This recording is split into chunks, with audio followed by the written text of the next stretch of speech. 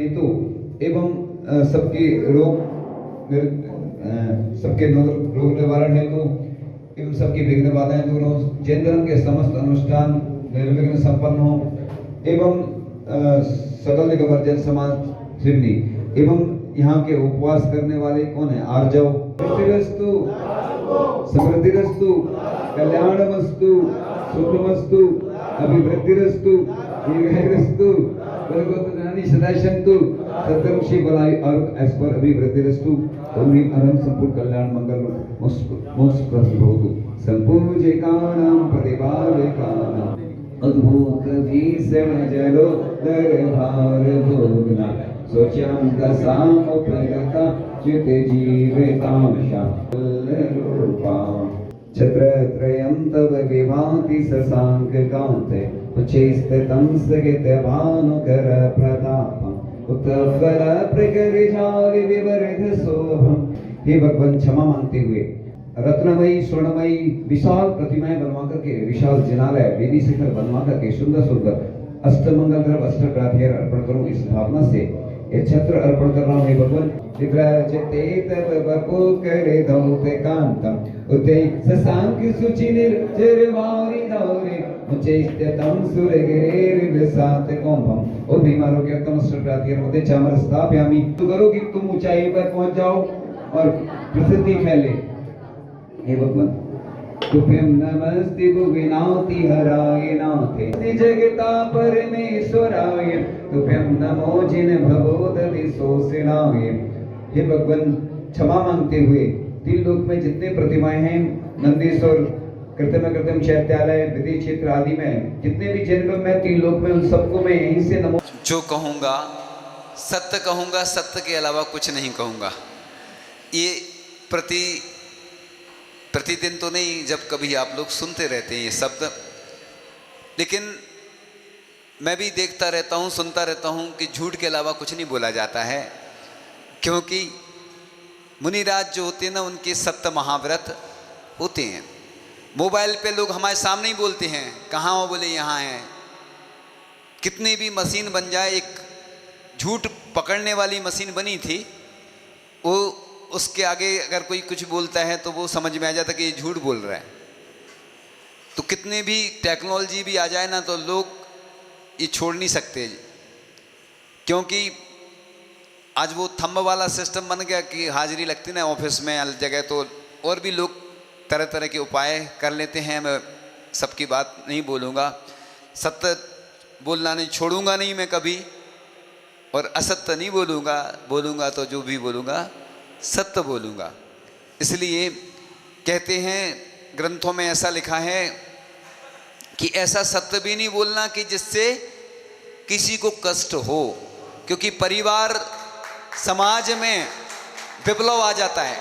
हम लोग, कई लोग आते हैं हमारे पास, महाराज जी ऐसा बोल दो वैसा बोल दो, तो साधु संत किसी के हिसाब से नहीं बोलते, लेकिन जो भी बोलते हैं खरा बोलते हैं। देखो, कड़वा तो लगता है, सच क्या होता है? कड़वा होता है। सत्यमेव जयते, सत्य की जीत होती है।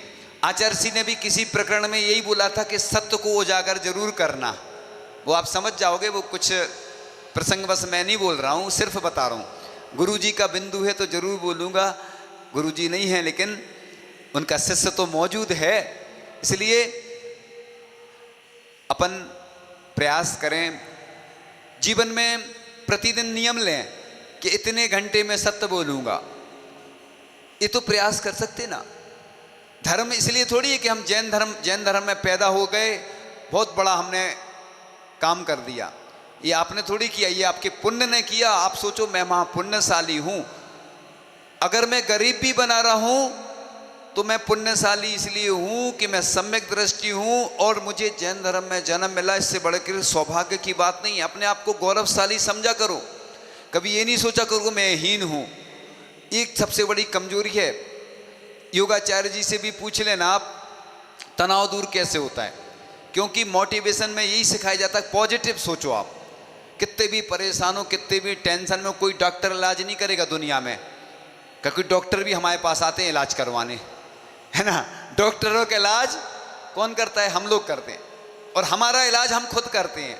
अध्यात्म में यही बताया गया है कि पहले से ही सब चीज़ें नहीं रखो तो टेंशन नहीं होगी, विकल्प नहीं होंगे। विकल्प कब होते हैं?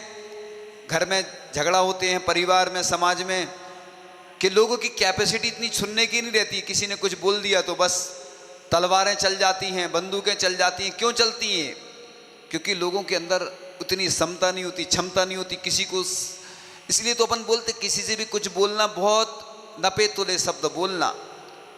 क्यों बोलना?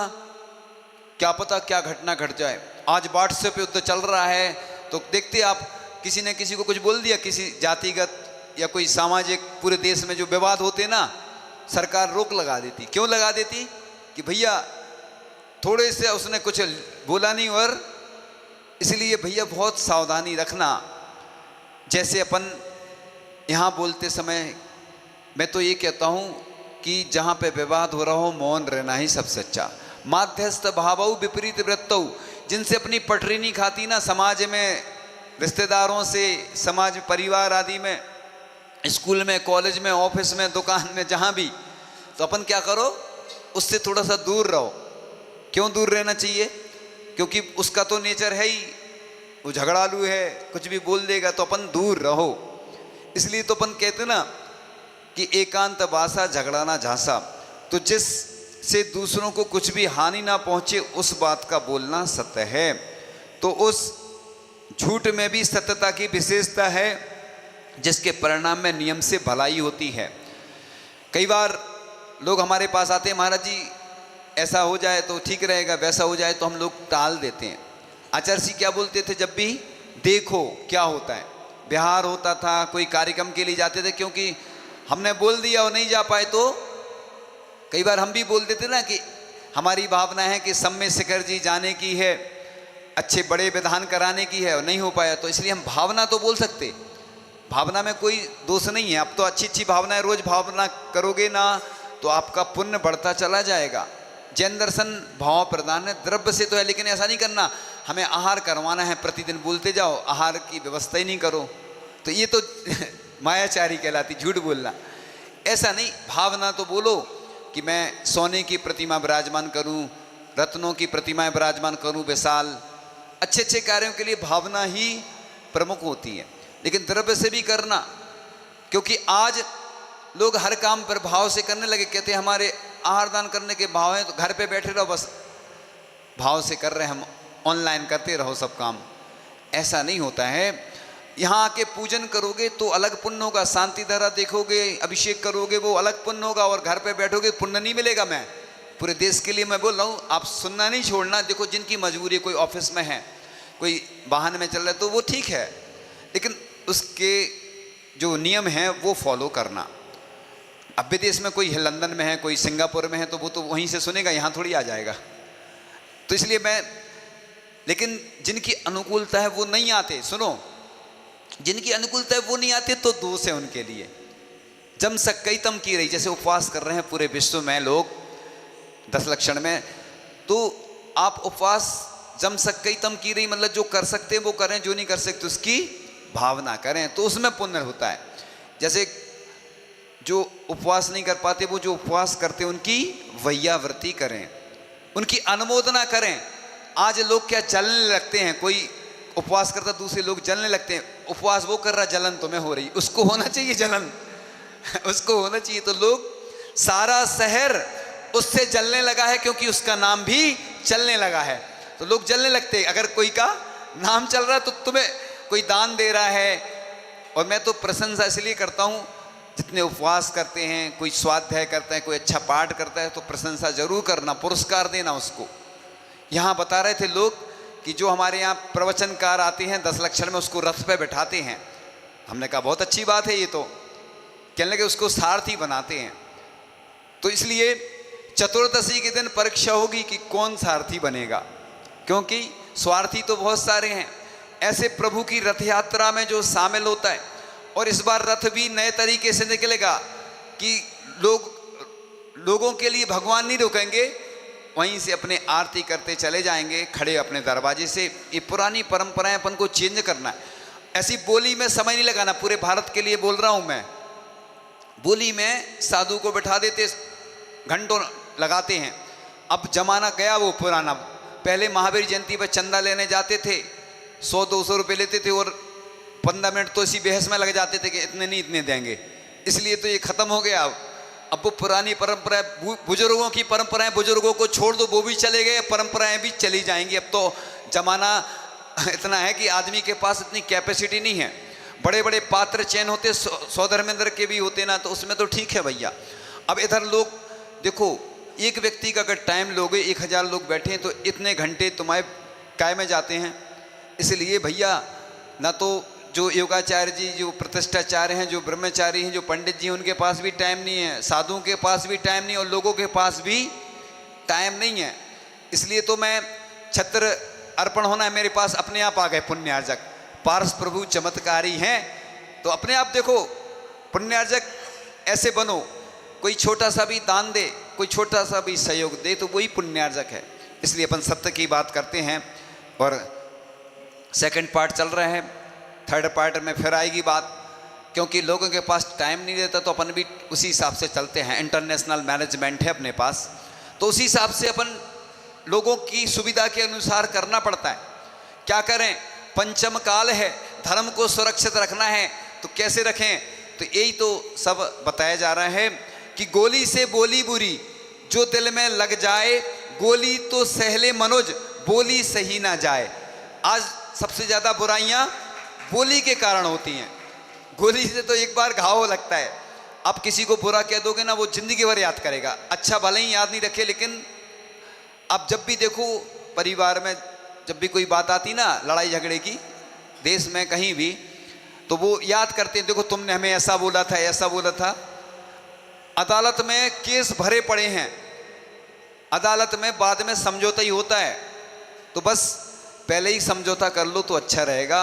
इसलिए ज्ञान विद्या विवेक सुस्वर स्पष्ट वचन बाधित्व कवित्व आदि से युक्त जीव सत्य के कारण ही होते हैं। तो ये बोलते ना, राज समाज महा अघ कारण बैर बड़ावन हारा बैस्या समलक्ष्मी अति चंचल या का कौन पत्यारा।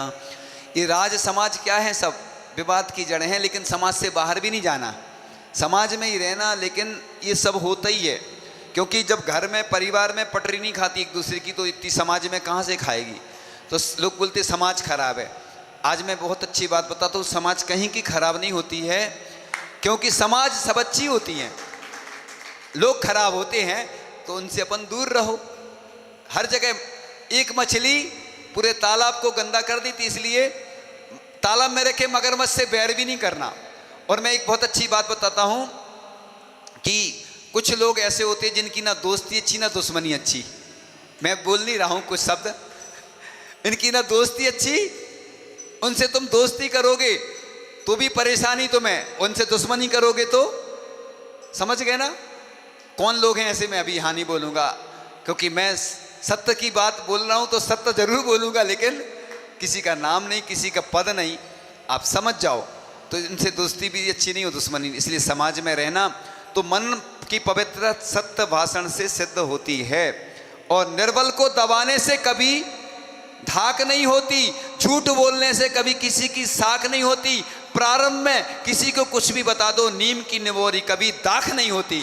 तो इसलिए अपन सत्य बोलने से चूकना नहीं, लेकिन झूठ भी नहीं बोलना और ऐसा सत्य नहीं बोलना जिससे कि कष्ट हो। तो संकट में साहस खोना कायरता है, जड़ता है।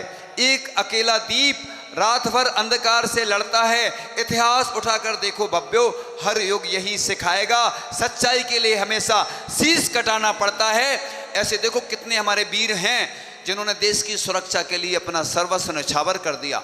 हमारे देश के समाज के बुजुर्ग जो चले गए, ऐसे मंदिर दे गए हमें, इतनी संपत्ति दे गए, कोई गौशाला दे गया, कोई पाठशाला दे गया, कोई प्रतिभा स्थली दे गया। जितने भी देश के विदेश के पुण्यार्जक हैं, उन्होंने हमें कितना दे दिया। हमने क्या दिया? हमने क्या दिया? बस पूजन कर लिया, अर्घ्य चढ़ा लिया, अभिषेक कर लिया, बस हो गया। अब अपनी दुकान चलते हैं, कलछा ढारो रे और भागो रे क्या बस वही घोड़ा वही मैदान, हमें कोई मतलब नहीं। महाराज जी आए तो आए, हमें कोई प्रवचन से मतलब नहीं। हो सकता प्रवचन सुन लिए सुधर गए तो ये डर लगता ना लोगों को, प्रवचन सुन लिया और सुधर गए, वैराग हो गया तो घर वालों को दिक्कत हुई, इसलिए बेचारे आते नहीं, समय नहीं है उनके पास। और हो सकता है कि कुछ ऐसी बात समझ में आ गई तो इसलिए वो आते ही नहीं होंगे बेचारे। क्या करें, कर्म का उदय है। भगवान से प्रार्थना करते हैं ऐसे लोगों को भगवान ऐसी सद्बुद्धि दो कि वो धर्म से जुड़ सकें, गौशाला, पाठशाला और मंदिर और जो भी परोपकार के कार्य हैं वो कर सकें, ऐसी भगवान से प्रार्थना है। इस प्रकार पर की निंदा सरल है, कठिन स्वयं की जान, जो अपनी निंदा करे जग में वही महान। तो अपनी निंदा ग्रह आलोचना करना चाहिए भगवान के सामने, क्योंकि जब प्रतिक्रमण करते हैं उसमें यही होता है, प्रतिदिन अपनी निंदा ग्रह आलोचना करने से अपना पुण्य बढ़ता है। जैन दर्शन इसलिए महान है कि वो दूसरों की निंदा करने में अपना भला नहीं समझता है, बल्कि अपनी निंदा ग्रह आलोचना जितनी करोगे उसमें। तो इस प्रकार से आगे और चर्चा करेंगे। तो सच्चाई छुप नहीं सकती बनावटी उसूलों से, खुशबू आ नहीं सकती कभी कागज के फूलों से। तो कागज के फूल में कभी खुशबू नहीं आती है। सच्चाई छुप सकती है अगर आपस में मेल हो, कागज से खुशबू आ सकती है अगर उसमें तेल हो। तो आज भ्रष्टाचार के जमाने में सत्य सूली पर चढ़ा हुआ है और असत्य सिंहासन पर बैठा हुआ है। आज स्थिति यही है। लोग देखते हैं सामने सामने हो रहा है, लेकिन देखो सत्य तो सत्य रहेगा, सत्य को असत्य में नहीं बदल सकते। इसलिए विजय सत्य की होनी चाहिए। सत्य ही धर्म है, सत्य ही जीवन है, सत्य ही रत्न है, सत्य ही परमेश्वर है, सत्य ही सुगंध है, सत्य ही सुख है, सत्य ही ज्ञान है। सत्य कहने की नहीं अनुभव की वस्तु है। तो सत्यवादी की एक ना एक दिन जीत होती है। सत्यवादी से दुनिया वालों को अच्छी प्रीत होती है। सत्य ही दुनिया में शिव और सुंदर है बंधुओं। सत्य से ही कर्मों पर आत्मा की जीत होती है।